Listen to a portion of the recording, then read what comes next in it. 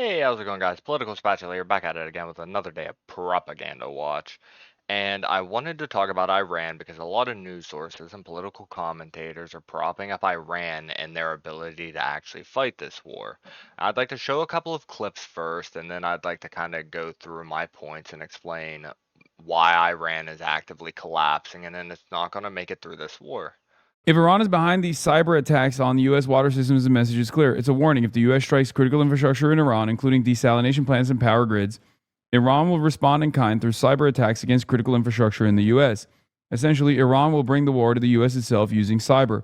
The strategic mistake of starting and restarting the war is only becoming more enormous. All right, so I'd like to dig into that point. There's a lot of people there that are also saying stuff like that, like we're going to regret this. It doesn't matter if Iran has a couple of cyber attacks within the United States, right? Because at the end of the day, their military is completely in shatters, their navy's disintegrated, their air force doesn't exist. The only thing they can do is fire missiles from hidden platforms. And on top of it, are we seriously going to forget all of the people Iran has targeted? Israel, the United States, Bahrain, Kuwait, Oman, Jordan, and Qatar, along with any commercial shipping in the Strait of Hormuz. And we're just going to brush this under the rug and say we should just abandon this war and they're going to inevitably win it. No, they're not. They're getting bombed into the dirt. I don't exactly see where this point's coming from. Americans are largely uninvolved with this. Like American voters are against this war is because there's not been a real penalty to the Americans beyond like gas prices. And even the dumbest American kind of understands that, like, yeah, we stuff up over there, and that's why the gas prices are high. They're not blaming Iran for it. They're blaming Trump for it, right? I think most Americans are against the war because of how the news is covering Iran and how even Hassan is mishandling the coverage of Iran itself. Like, we can't forget why we're at war with Iran because you can't forget about all their proxy groups in the Middle East that were attacking the United States and shipping companies in the Strait and getting a lot more violent with its neighbors like Hezbollah, the Houthis, the Iraqi militias, and the Palestine factions were all getting rowdy. And who backs them? Iran. Iran backs them. So if they're going to start going around attacking our allies, why shouldn't we lash out at the people that are funding them? Because at the end of the day, Iran started this war trying to build nuclear weapons and expanding conflicts using their proxy network.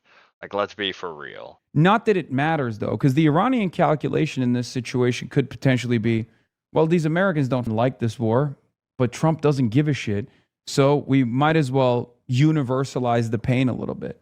It does need to matter how many people rally around this war. We can't forget what their crimes against humanity are. Their mass killings and protest crackdowns, their execution spree, their systematic gender persecution, torture and sexual violence, information blackouts and censorship, the fact that they grape virgin women on death row so they can't get into heaven.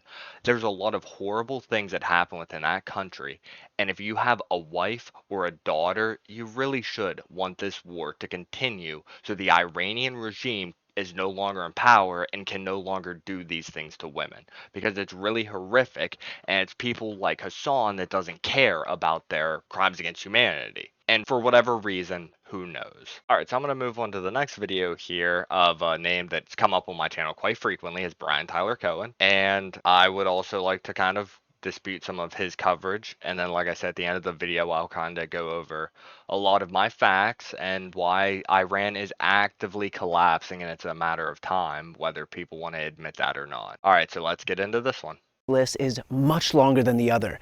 Let's start with J.D. Vance, who wrote in 2023, Trump's best foreign policy, not starting any wars, or said this in 2024. And our interest, I think, very much is in not going to war with Iran, right? Right.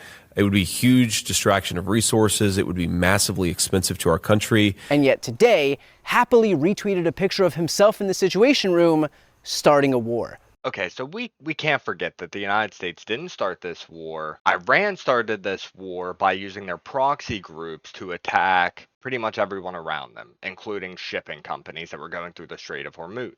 Innocent people. Iran was at the root of this, all causing it. Also, they've been making a nuclear weapon for the last 40 years and they've been talking about it. They even had enriched uranium when Obama was president. So the war was inevitable. It was just whether the fact they had nuclear weapons or not.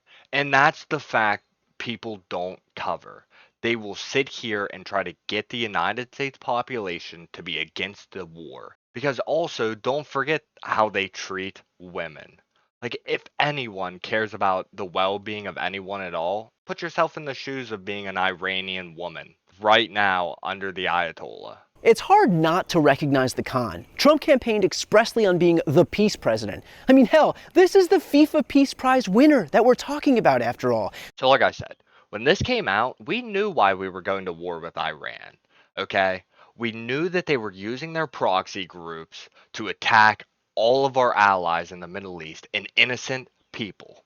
Okay? We knew that they were trying to make a nuclear weapon. If someone that lashes out that badly is trying to make a nuclear weapon, why would you want them to have one? Imagine the damage they could do. It'd be another Hiroshima or Nagasaki. But people like Brian Tyler Cohen are going to sit here and tell you we never needed to go to war. It was either a war like this or probably a nuclear one. But he'll just sit here and tell you that that's not based in facts. And of course, Donald Trump has ended probably more wars than any other president, but he's going to sit here and cry about the one he was forced to start by Iran itself. And, I still can't get off its treatment of its citizens. What happened to a United States that cared about spreading freedom and democracy around the world? Regardless, the hypocrisy could not be more staggering. And my other thing is, what would he have done as president if Iran's proxy groups were attacking all of your allies and destabilizing the region and attacking shipping companies?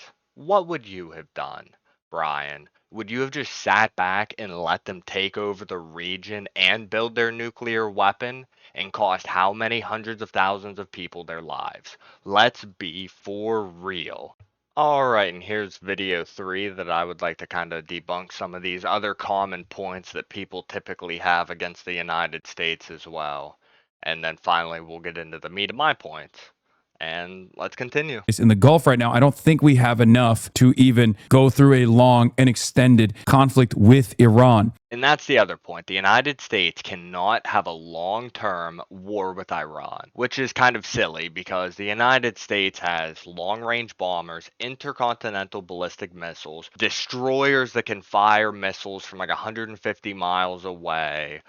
We could hit them from Ohio if we wanted to, right? We have Moabs. Like, we could drop one Moab on them and they'd probably give up. One Moab in Tehran and they would surrender. So the idea that the United States is not able to fight this war is kind of funny because we absolutely have the ability to fight this war. It's just how much devastation do we want to cause? And the U.S. is really trying to minimize that. They think that us minimizing casualties equals up to us not being able to fight this war properly. But every time a casualty does get hit, then they complain about it. Like I said, we could just bomb them with our B-52s and our B-2 Spirits and they wouldn't be able to touch us.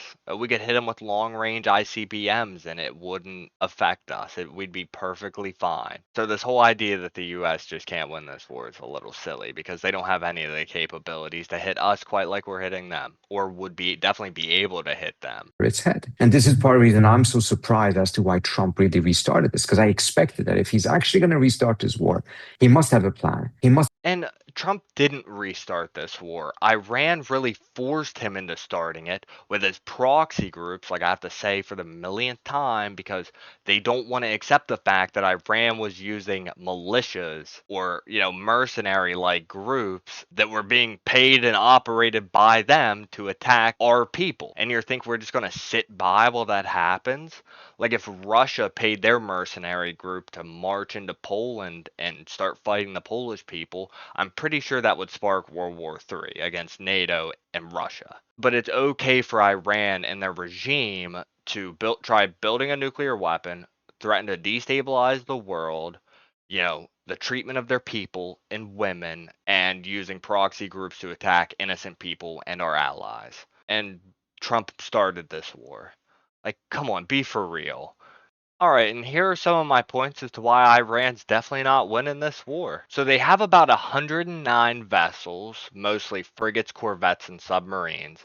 Now, if you don't know anything about the Blue Water Navy, frigates and corvettes are the absolute smallest ships that you could have in the blue water. People typically think it's destroyers, but it's not. And the United States' Navy consists of 11 aircraft carriers, 72 destroyers, 17 cruisers, 70 submarines, and then the rest are just small amphibious assault ships. And these are the type of ships that can hit a frigate or a corvette from like 150 miles out. And these aren't new corvettes Iran has either. All right, now let's get on to, maybe you're thinking, well, Iran's Air Force has to be pretty good too. Iran's Air Force has about 330 to 400 aircraft, which are all from like 1979, and they're mostly Soviet era jets, where the United States has 5,000 aircraft. Way more modern than anything from 1979. And Iran isn't going to last if they keep up the infighting as well. The news doesn't want to show you, but there's been plenty of reports on Iran's infighting, and of course the civilian unrest. And the people of Iran are really upset with the way the government's been treating them. So they're trying to uprise while this is all happening. And the news just doesn't cover that. They don't cover the fact that the Iranian people want free of the Iranian regime, so the United States needs to keep on its path. Because don't forget about its treatment of women, its treatment of any sort of dissident, any sort of, we don't agree with that. You're arrested, you're executed. If you're a virgin woman, I told you what would happen. They would gang rape you and kill you. What a horrible thing to have happen to you. Do these people not care at all? Well, anyway, that's all I got for you guys. I hope you enjoyed the video. Don't forget to like and subscribe, and have a good one.